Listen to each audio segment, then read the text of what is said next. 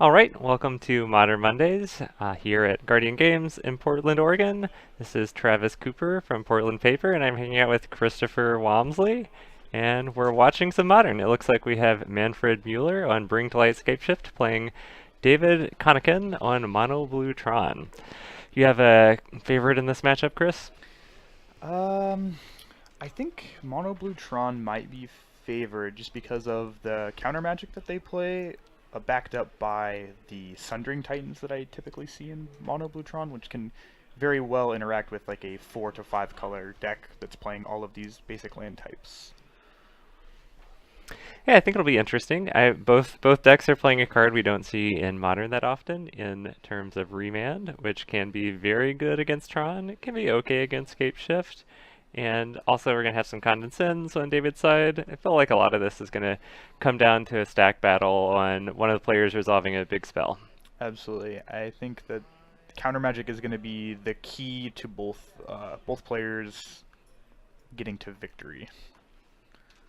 Also, I think Manny's going to have a couple dead cards, stuff like we see a Damnation in their opening hand right now, and there are other like anti-creature cards that aren't necessarily going to be the best, but Bring to Light does give you some options for getting those silver bullets out of your deck. Looks like both players are keeping, but Manfred mulligan to 6 and is starting us off with the Misty Rainforest. Yeah, I think the play is pretty key here as well. I think being on the play is a pretty big advantage for either player, so I think that will play a big role in possibly catching them up for being on the mulligan. If these Scapeshift decks, like the traditional kind of rug Scapeshift that we used to see 2 or 3 years ago, it was the most prevalent one before Titanship sort of took over. You're playing a lot of usually 4 remands, 4 cryptics. You have a lot of cycling, sort of pseudo-cycling cards that end up drawing you into your combo pieces. You don't need that many cards to win. You just need a Scapeshift and 7 lands, usually.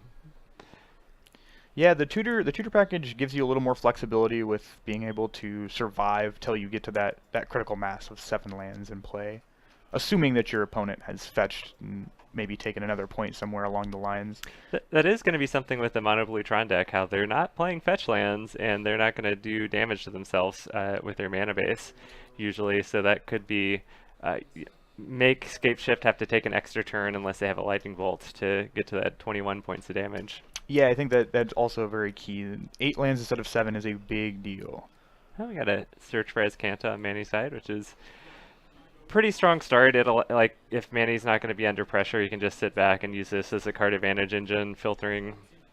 Absolutely. Already have 2 cards in the graveyard, so on its way to flipping and becoming that crucial 8th land, possibly. It did not have a turn 1 play for David. Usually with Tron, you want to set up your turn 2 plays by getting an Expedition map out there. Sometimes you want maybe any kind of 1 mana artifact or an Ancient Stirrings. David's not playing Ancient Stirrings, obviously. He's just on mono blue. Could be playing Relic of Progenitus in there as one of those sort of filtering cards. Yeah, I'm not sure that Mono Bluetron plays all of the stars and spheres. I think that it only really plays the map, but I could be wrong. I haven't played against Mono Bluetron in quite a while. It has been a while since I've seen Bluetron too. I used to be like Blue-White Tron was the thing for a minute. Played kind of like Blue-White Control does now, except you were using Karn and those colorless planeswalkers to go over the top.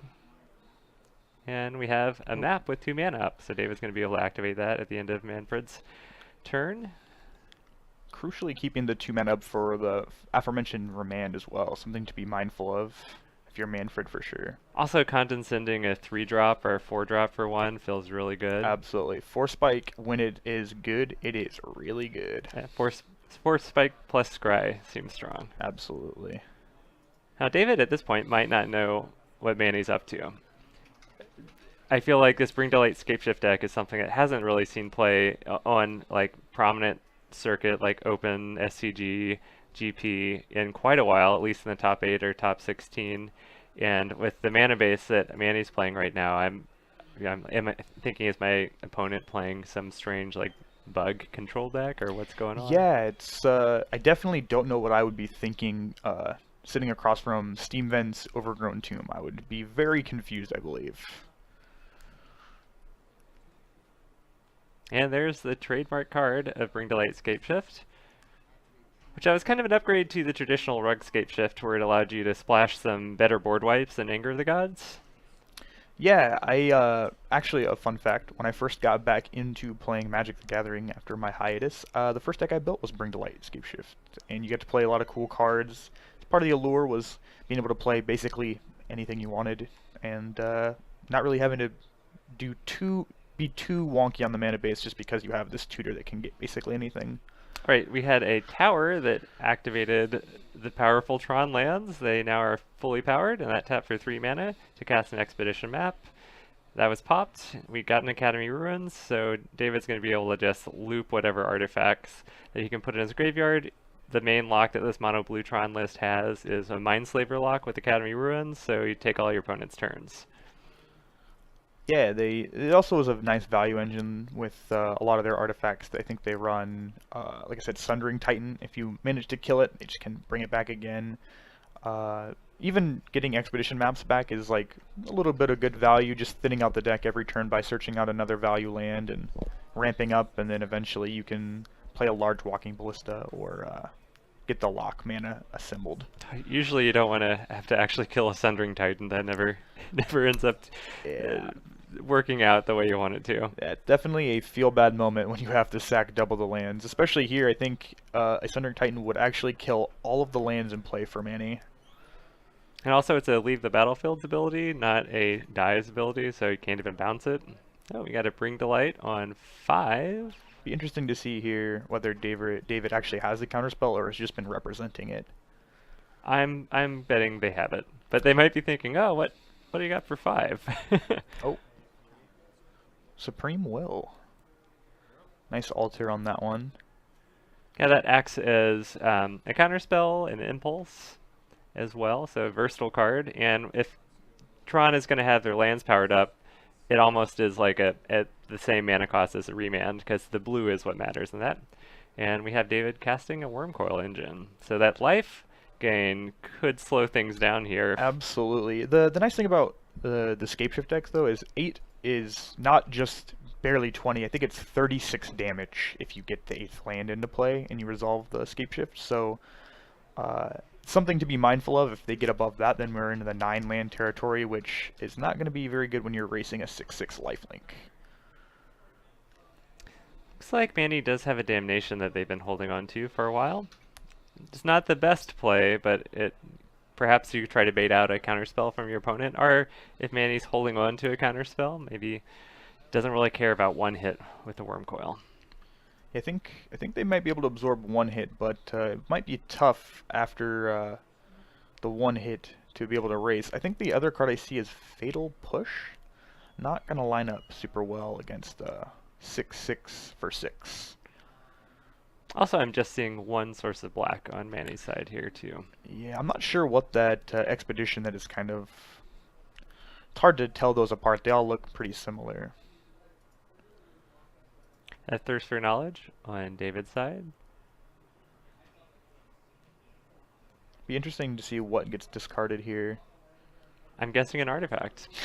Typically, oh! 2 lands, a Repeal and a Tron land. So David's not in the market for any more mana right now. It looks like Manfred has 5 cards in the graveyard off that Search for Kent as well. So we're 1 card, and then we can flip, it looks like.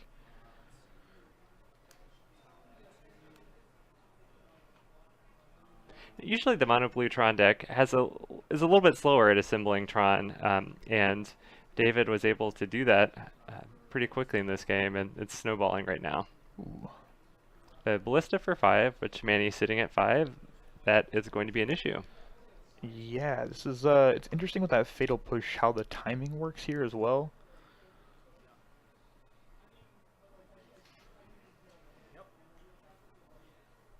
Well, that's going to do it. Okay, going to sideboard. Both players are boarding in Blood Moon. If only it was that easy, right? I think that if I remember correctly, the basically 5-color Scapeshift deck plays cards like Crumble to Dust, I believe, as a one-of, because you can Bring to Light for it. I think that was actually it there. It's something that you can Bring to light 4, and then immediately removes Tron from the game, which is nice. It seems like this mono blue Tron deck is playing more of the control game and is utilizing the extra mana in the late game, but it's not quite as explosive as traditional Tron that is green, splash, whatever, or just mono green, and that you're okay taking a while to set up your Tron, and you're just going to do repeal, remand, condensate for the early turns. So if Manny's able to maybe bait David into using a counter spell and then untap and cast Crumble to Dust, that is going to usually cripple the ability for David to then go over the top of Manfred. Yeah, I think that's pretty important too. I think that, like you said, they're cool with getting it a little later than typically. They're not really trying to power it out on turn 3. However, I think that having Tron available late game is very important for the deck. A lot of its spells are reliant on having excess mana to cast them. I also think I saw in Manfred's sideboard a new card from Ravnica, not the newest one. Guilds of Ravnica? Yeah, Guilds of Ravnica, Unmoored Ego. Something that I've been very curious to see how good it is in Modern versus the Tron decks.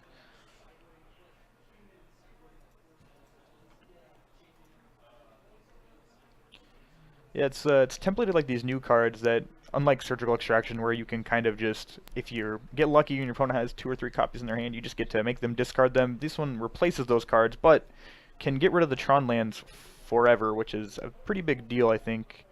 Once again, the Crumble to Dust conundrum, where if you can never assemble the Tron, you might be able to leverage your mana position late game, where they can only condescend for 1 or 2, maybe. And usually David's going to be stuck on the colored sources. Maybe on 1 or 2 blue would happen fairly regularly with cards like Academy Ruins and the Tron lands. So if you're able to double spell, like cast your Scapeshift, cast a Reband, or Cryptic at the same time, then that's probably going to be Manny's route to victory if the game is close. Yeah, it's be interesting. I think that being on the play is going to be pretty advantageous for Manfred here. I know I said that going into game 1, but the Mold of 6 looked like it was a little rough, especially drawing a couple dead cards there. I think being able to pressure and get rid of some of the counter spells early maybe will be an advantage later when trying to resolve either a hate card or a card that says I win. And that is also one of the downsides of playing the Bring to Light version of Scapeshift instead of the other blue version, which is Rug, is sometimes you end up with these kind of uncastable cards in your hand. Like, sometimes you can cast Damnation, but I don't think you're reliably going to be able to hard cast Damnation most games on turn 4. Yeah, I mean, you are being a little greedy with the mana base, but I'm a fan of being a little greedy with the mana base. I think the risk is worth the reward because it's sweet.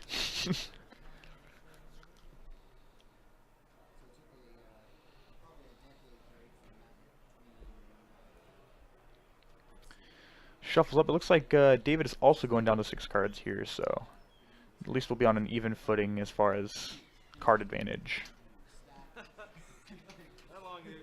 Now, what do you think David is going to bring in the sideboard? It's hard to say. I think that more counter magic, if possible. I think Dispel is something that might be good just because he's expecting counter magic on the other side. Dispel's a card. I've been a big fan of Invasive Surgery in Legacy. I don't know that they played in Modern, but it's very good versus either Scapeshift or Bring to Light. Exiling all the copies of those cards from the deck can be very backbreaking, make it much harder for Manfred to actually win the game. I think they also play some number of Thought-Knot Seer type cards in the sideboard, so kind of lowering your curve a little bit, be able to play through land disruption and have things you can cast on 4 and 5 mana. Yeah, no, I think Thought-Knot is very good in the matchup. I think Manfred probably took out most, if not all, of their removal spells. So I think it would be very hard to answer a turn 4 Thought-Knot or even a turn 3 Thought-Knot if we assemble Tron on turn 3. Okay, it looks like players are looking at their 6 here. I think Manfred is actually down to 5. Yeah. That is rough. I do see a negate hanging out there, and Manfred kept a card on top, so I'm imagining that's a blue source of mana, because right now we're looking at Island. I think either a blue or green source with that Sakura Tribe Elder, be able to unlock the blue mana.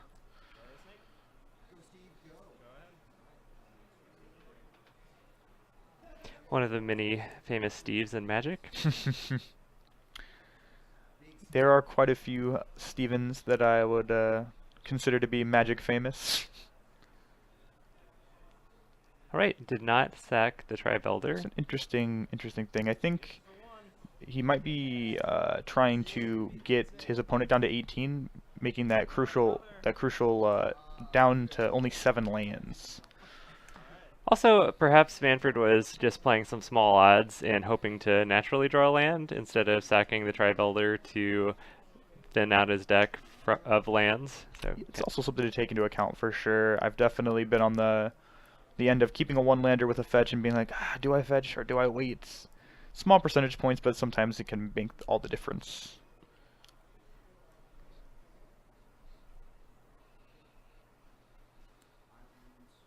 all right, double island for David. And a Trinket Mage. It's gonna search up an artifact with, I think, converted mana cost of 6 or more. Is that Trinket Mage? Trinket Mage is 1 or less. 1 or less, okay. And Trophy Mage is 6. There we go. 6 or more? I think it might just be exactly 6. You're good. Thanks for straightening me out on the mages there. They're very similarly designed, so it's very easy to get them mixed up, I believe. Okay, we got an engineered explosive. Yeah, Trinket Mage is the one that Amulet plays as well. Is that Yeah, right? some of the newer builds are playing Trinket Mage to be able to get either amulets or engineered explosives, or even what is it? Walking Ballista, the one of Walking Ballista. Oh, Trophy Mage is 3 exactly. It might be Treasure Mage. There is we go. The one that gets the 6 The drop. big one. They're all very similarly named T Mage. And all they cost all 3. They cost all 3. Yep, they all have the same convert mana cost. I think they even have the same power and toughness. They just get different costing artifacts from your deck. Okay, this is interesting. Manny's managed to draw 3 of the mountains in the deck. 6 or greater. So, Bring to Light Scapeshift only does play a certain amount of mountains. You definitely don't want to draw them all. That is very true. It's interesting to see here. So we got the expedition map off that Trinket Mage. So I'd be interested to see, are we going to go for some Tron lands, maybe the Academy of Ruins, try to get that loop started?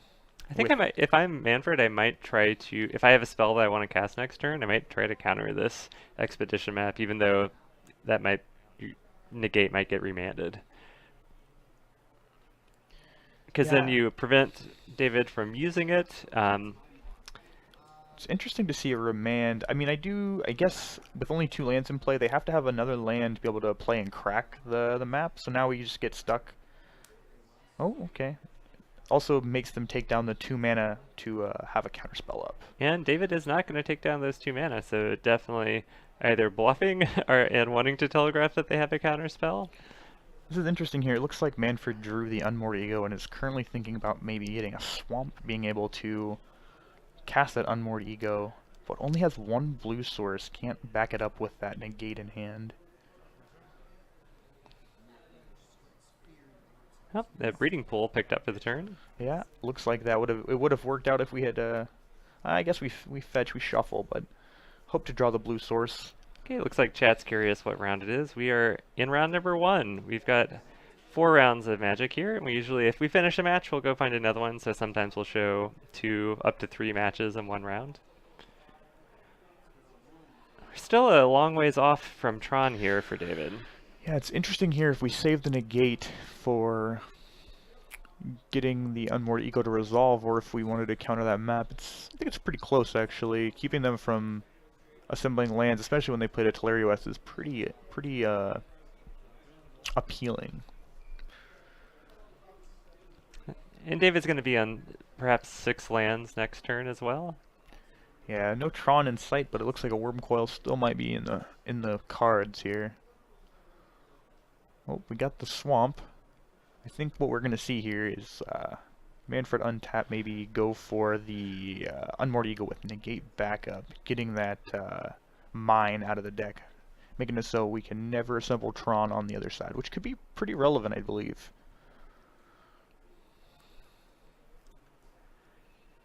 I've definitely been on that side of the table, prevented my opponent from ever assembling Tron, and then just had something like Worm Coils and Karns and Sundering Titans cast for their Interesting mana here. cost. We also just drew Scapeshift, but we only have 6 lands, 3 of which are mountains, which is pretty unfortunate.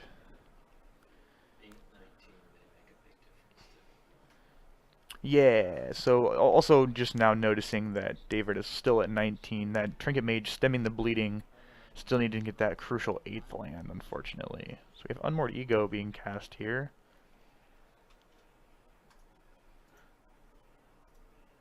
And what is it going to be naming? A Remand and Oh. a Negate. Alrighty, so we have the Unmoored Ego. We'll be interested to see what gets named here. Yep. Name's mine. Names Urza's mine.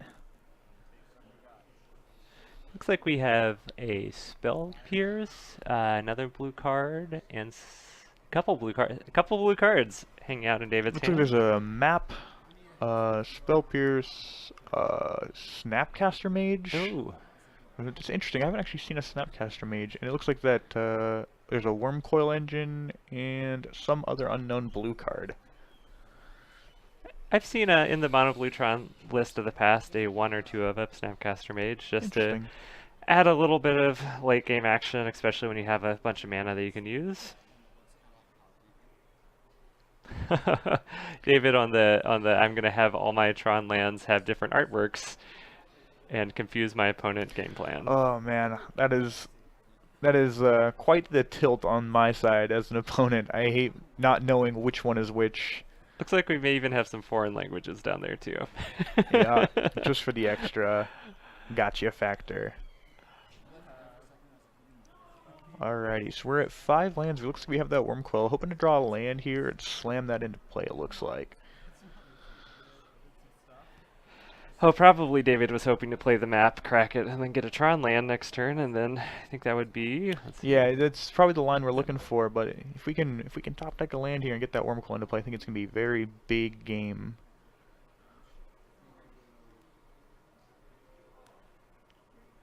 Tapping some mana here.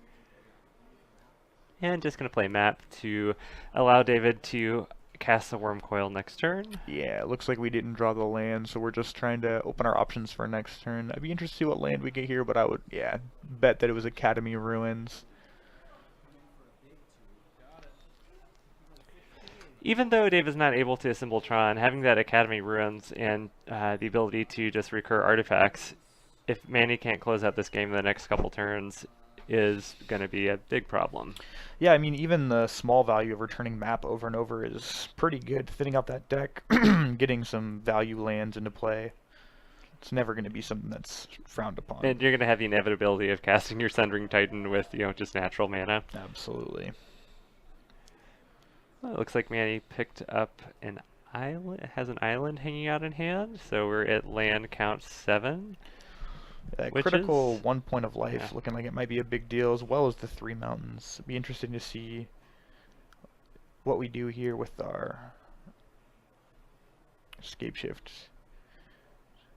Be interested to see if there is enough mountains even left in the deck to possibly go for the kill. It's been a while since I've looked at a list. I'm pretty sure Bring to Light Scapeshift plays, I think it is 9 mountains?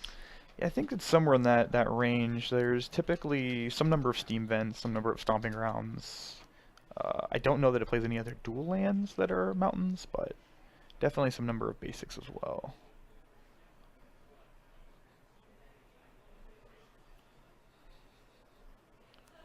Oh, we have a Scapeshift.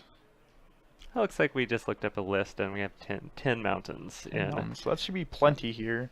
Interested to see if the Scapeshift resolves what we're going to do here. Probably put David down to 1, hoping to draw a mountain or some ramp spell to finish him off.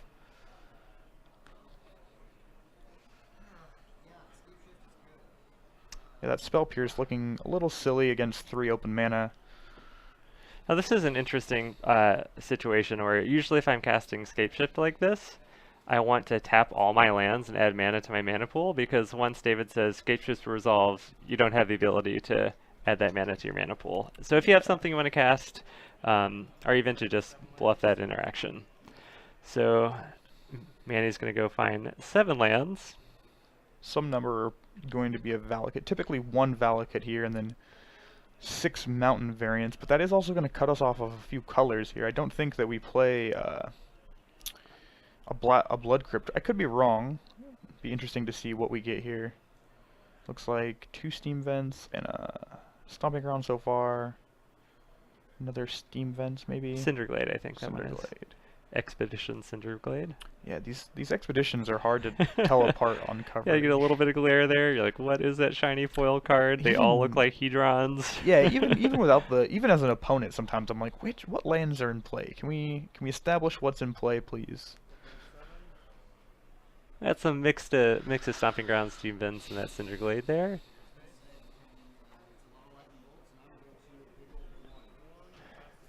Yeah, it looks like we're putting David down to 1 and just hoping to either draw what seems to be the last mountain or a ramp spell to get us the last mountain. This is really interesting because Manfred knows that David has that Worm Coil in their hand. I guess if David taps out for the Worm Coil, Manfred could even draw another Scapeshift for the win. Just go find your one That's mountain. true, yeah. We can, a Scapeshift is lethal. Especially if we can actually now, I guess we can't do that, right? You can't get a second Valakut, there's not enough mountains for that. Thirst for Knowledge, discarding that Solemn is pretty good value. Yeah, usually you think Solemn Simulacrum's a commander card, Oh, but 7? Oh! That's a card I wasn't expecting. yeah, yep. Platinum Angel. David is not going to be able to lose the game. I even knew that was in there. No, I didn't.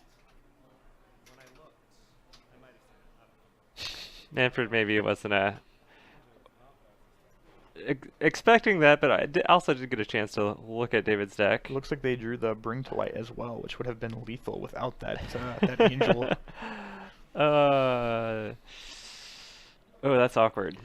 If we draw another land, we're still very in it. It would have been nice to do something now while our opponent's tapped out, but I wonder what are the targets that are left for Bring to Light that can deal with this angel in Manny's deck. Perhaps that is what they're contemplating right now. yeah, I mean, if we have another way to put a land into play, we can get a second Valakut with the Scapeshift. Also, I think we may have a mana issue here, though. How are you going to cast Bring to Light? You need your white mana. I'm not seeing any white right now, and here we get a Worldly Council. It's an interesting one. One of the cards with the domain from the Ravnica, original Ravnica set. Sometimes slightly better.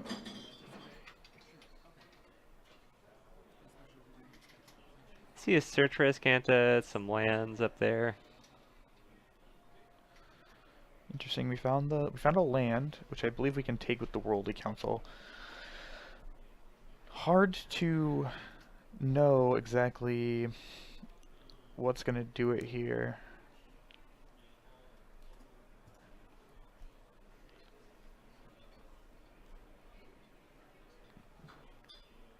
I do feel like that was, Manfred could have had a line very much decided that was a reason why they cast that Scapeshift to put David down to 1. I'd be curious to figure out what that was, because it seems like you had a chance to wait 1 turn. Yeah, it's hard to say. I mean, if your opponent just doesn't tap their mana, hard to assume that you're going to be able to kill them. And if we whiff on the land, we're going to be kind of in the same position we were last turn. Do we put you to 1? I like the line of putting them to 1, making it so that there's so many cards that kill you, and you realistically had only the 1 out of drawing the Platinum Angel to really stop it, unless you could keep up enough counter magic to stop anything. So Bring to Light here. For 3. Looks like Manny's just sort of wanted to check out what was left in the deck. Interesting here. If there's a Farseek, I guess we can't kill them, but we can put them to -2, and then if we find an answer to that Platinum Angel, we are just in business. Is there an answer to the Platinum Angel left in the deck? Perhaps a Cryptic Command for a bounce would work? Yeah, some bounce spells. Do you see a Cryptic I in see a there? Cryptic in there.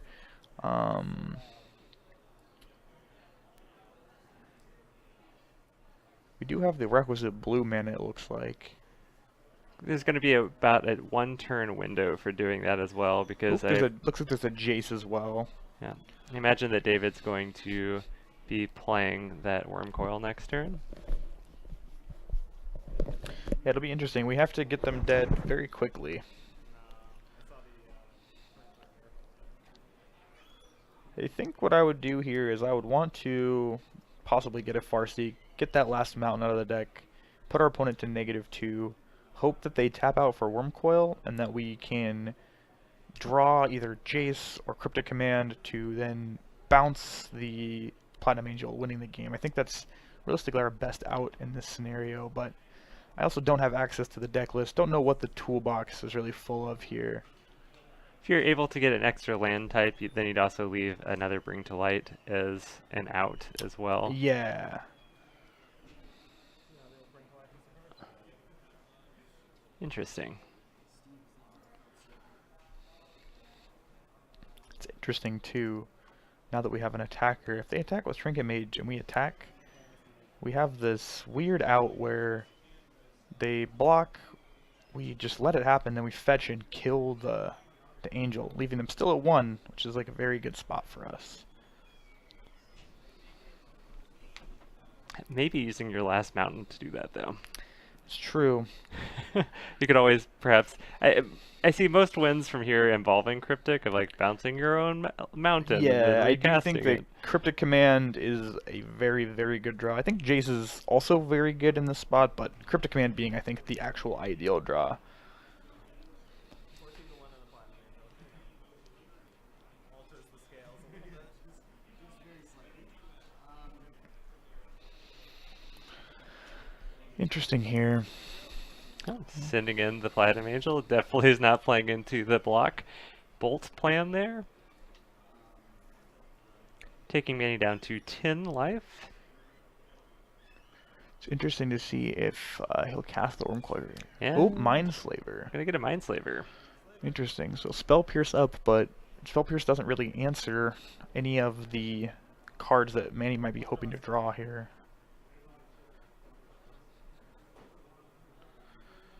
Manny, I think, considering thinning the deck by getting the mountain here.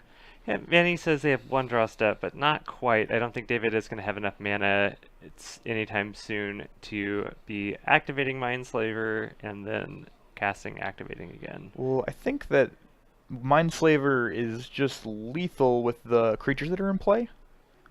That's if David attacks next turn, the Mindslaver then attacks again. Yeah, because you just get to attack, you block.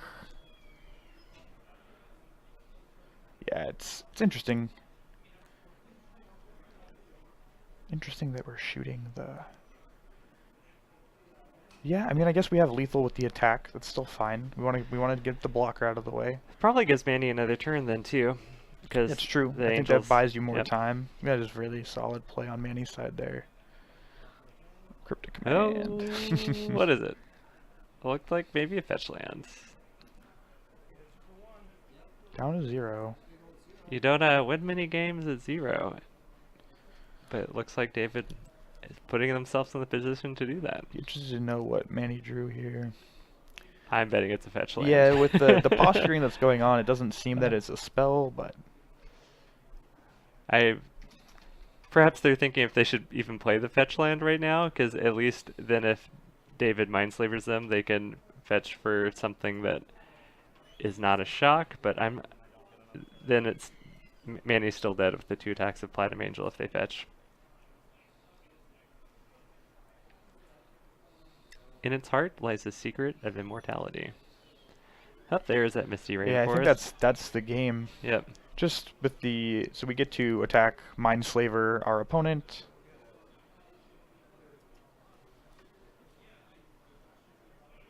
And then we fetch on our opponent's turn, and then we just attack again on the following turn, which is exactly 9 damage.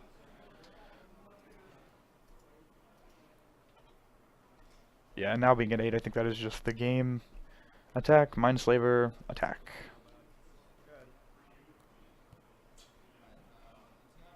Quite an interesting way to win, I guess. The Platinum Angel, pretty unexpected from definitely Manfred, but also me. Yeah, it's usually hanging out in the deck, especially at the Academy Ruins. Just another way that Blue Tron just like slowly like doesn't lose or wins a game.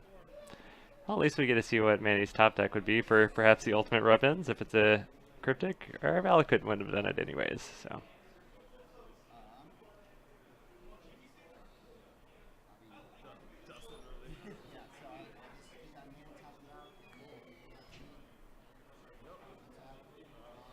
Going through the motions here, and that's a handshake. That'll do it.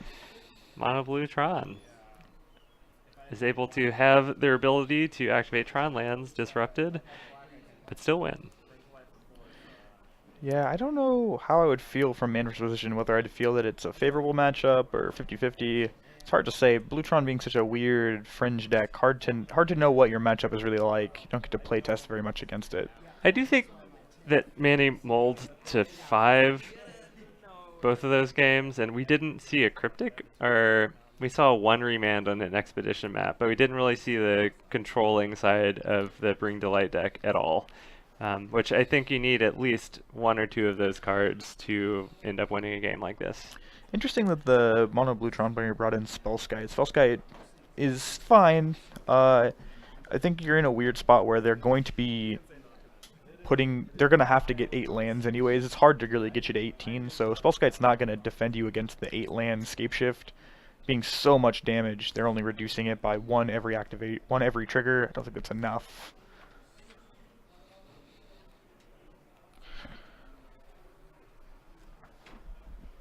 Spell Burst, what an interesting sideboard card as well. I think that's the counter with buyback. Oh yeah. I've definitely been locked by Blue-Tron with that exact setup. It is quite demoralizing knowing that they have a counterspell and are going to continue to counter everything you do for the rest of the game.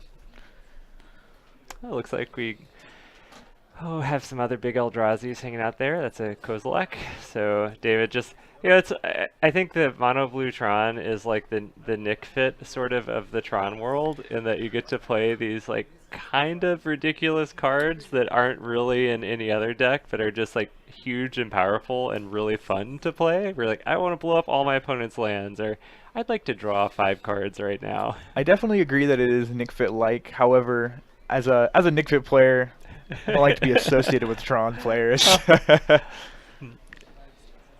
Well, yeah, it is similar though in those ways of like I don't know if I've ever had a Kozilek like cast in any other deck in Modern. Yeah, I don't think I've ever had either Kozilek cast against me in an actual Modern tournament. I have, however, seen Ulamogs and Emrakul's, both versions of each.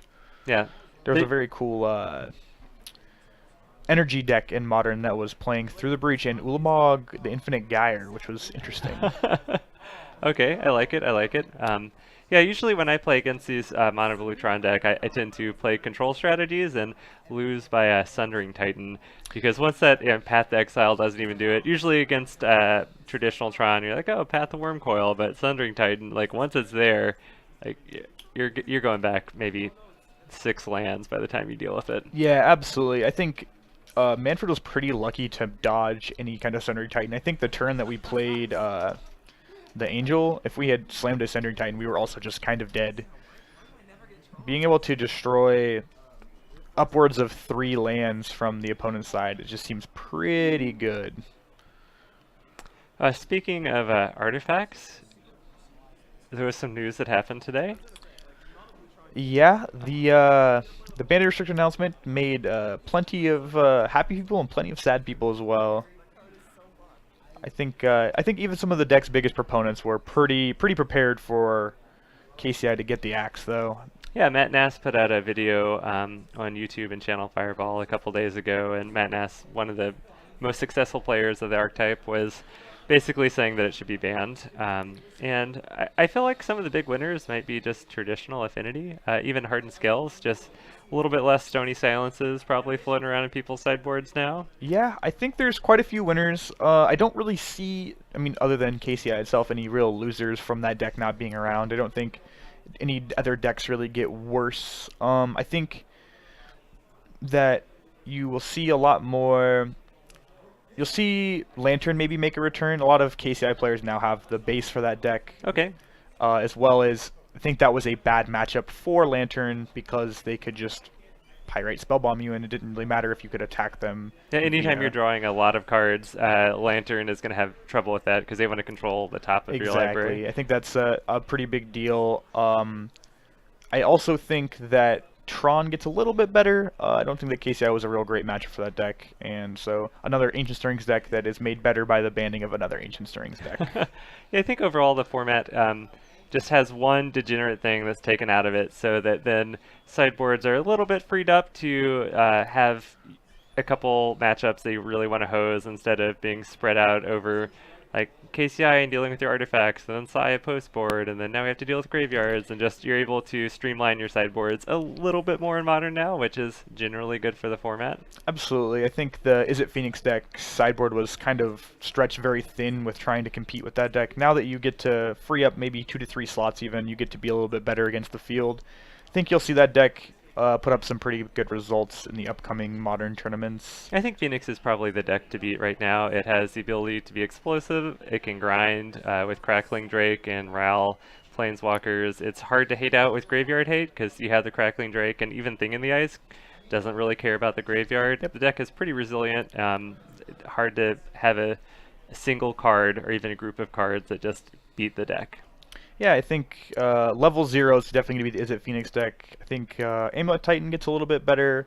That deck was already very good, I think, but I think it has a decent Phoenix matchup, has a decent Dredge matchup. These other linear decks that I think are going to try to pick up where KCI left off. It seems like also some KCI players might transition over to playing Amulet Titan. It is one of those thinking combo decks where you really have to put in some reps with it, but you have these like strange obscure lines that you can get these not infinite loops, but loop different lands in different ways to deal a certain amount of damage. Yeah, no, I agree. I think people who are into those convoluted combo decks are going to try to find another convoluted combo deck to play. Okay, well that's going to do a wrap for us here at round number 1. We're going to cruise around the room, see who's playing what, and we'll be back here in a few minutes for round number 2 of Modern Mondays at Guardian Games in Portland, Oregon.